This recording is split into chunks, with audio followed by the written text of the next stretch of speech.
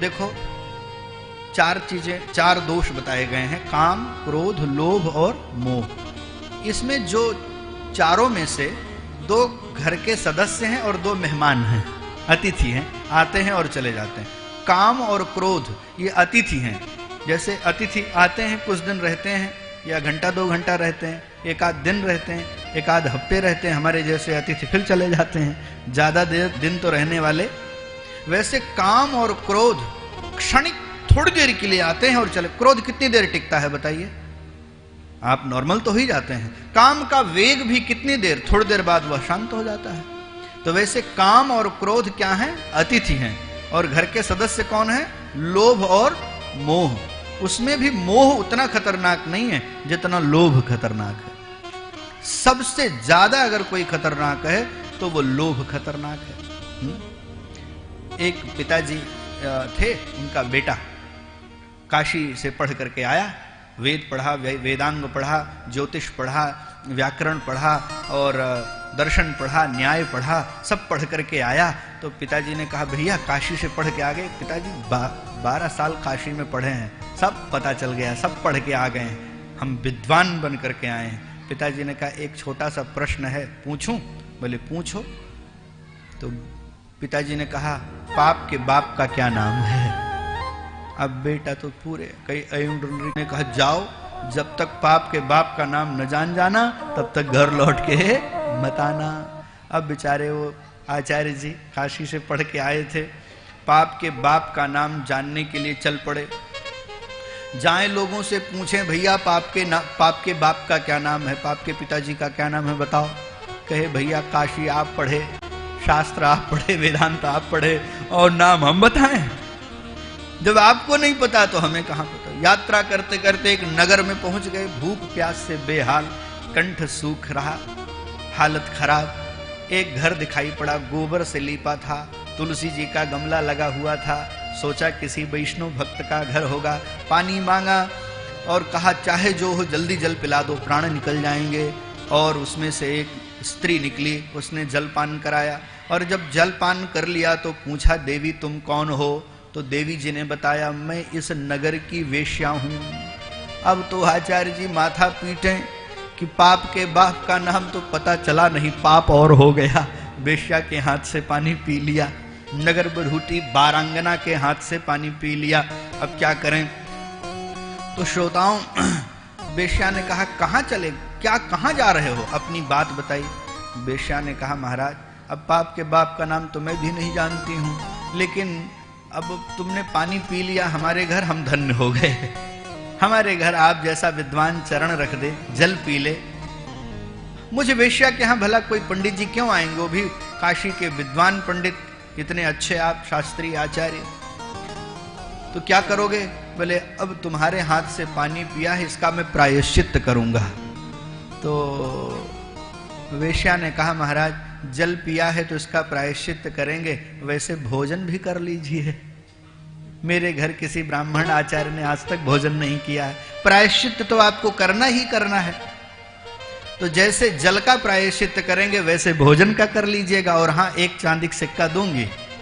अब पंडित जी ने सोचा, पाप के बाप का नाम पता नहीं कब चले, पानी पिया है, प्रायश्चित तो करना पड़ेगा, लाओ भोजन भी कर ही लें, एक चांदी का सिक्का जेब में रहेगा, वक्त बेवक्त काम आएगा।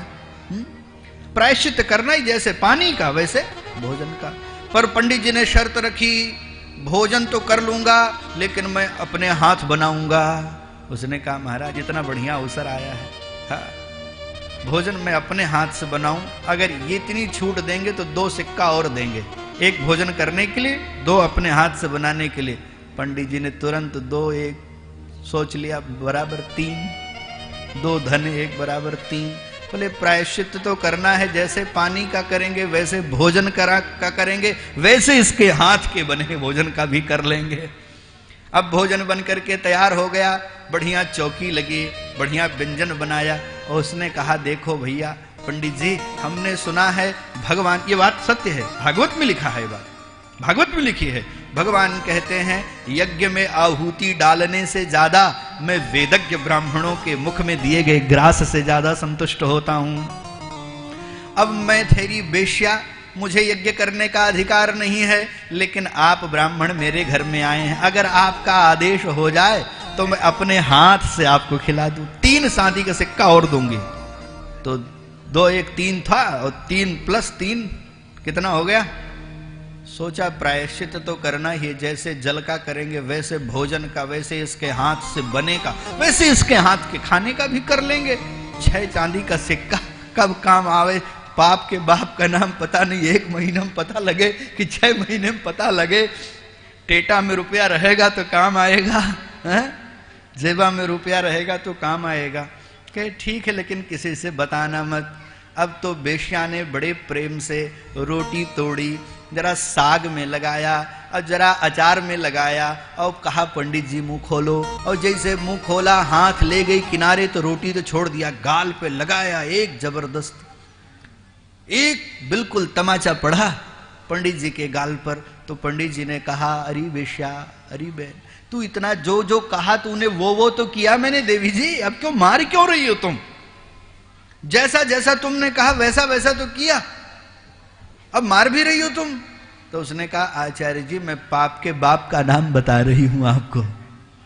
आप पैसे के लोभ के कारण, चांदी के सिक्कों के लोभ के कारण उत्तरोत्तर अपना धर्म छोड़ते चले गए, यह जानते हुए कि नगर के वेश्या हूं, मैं अपवित्रा हूं, फिर भी मेरे हाथ से जल पिया। चलो वो तो चलो परिस्थिति वशात था, लेकिन चांदी के सिक्के के लोभ के कारण भोजन करने के लिए तैयार हो गए, मेरे हाथ से बने के लिए तैयार। पहले मना करते थे तुम, लेकिन जब मैं चांदी का सिक्का दिखाती थी तुरंत तुम हां कह देते थे।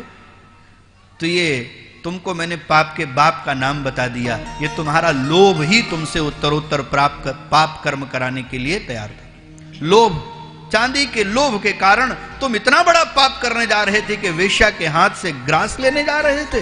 इतने उच्च कोटि के वेदज्ञ ब्राह्मण होकर के अपना धर्म छोड़ रहे हो तुम। वेश्या ने पाप के बाप का नाम बताया, बराबर लोभ। यह लोभ ही पाप के बाप का नाम है।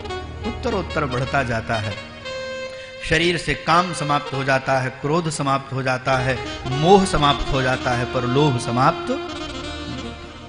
लोभ तो इतना वर्धमान है श्रोताओं, इतना वर्धमान है कि एक ही व्यक्ति को सकल सुंदरियों के साथ में, सकल पदार्थों के साथ में सकल ब्रह्मांड दे दिया जाए, फिर भी उसको तृप्ति। और मनुष्य की खोपड़ी का लोभ तो और भी खतरनाक है?